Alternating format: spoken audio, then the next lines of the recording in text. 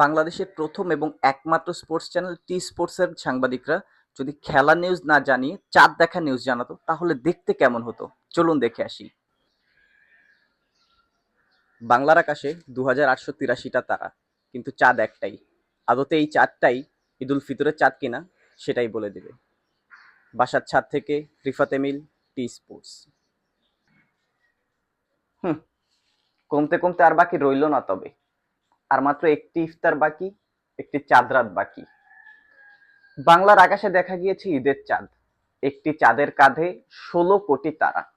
তারাগুলো বলতে শুরু করেছে, আমাকেও বাদ দেন, আমাকেও বাদ দেন, আমাকেও বাদ দেন। চাঁদ দেখার ক্ষেত্রে কে সবচেয়ে বড় সুপারস্টার? চাঁদপুরবাসী নাকি ইসলামিক ফাউন্ডেশন? শরীফুল, আপনার কি মনে হয়? এইটা যদি 2 বছর বয়সী কোনো টডলারকে আপনি জিজ্ঞাসা করেন, বলতো বাবু বাংলাদেশে চাঁদ দেখার ক্ষেত্রে কে বেশি এগিয়ে, সেও কিন্তু বলবে না না দাদ্দান চাঁদপুরবাসী। চাঁদেও কলঙ্ক আছে। কলঙ্ক নেই শুধুমাত্র ইসলামিক ফাউন্ডেশনের চাঁদ দেখা কমিটির। ইসলামিক ফাউন্ডেশন থেকে রাহুল রয়, টি স্পোর্টস। সৌদিতে যেমনটা দেখা গিয়েছিল ঈদের চাঁদ, বাংলাদেশের আকাশ ঈদের চাঁদটা দেখা গিয়েছে। সবাইকে ঈদ মোবারক। Nabil Kaiser, T Sports.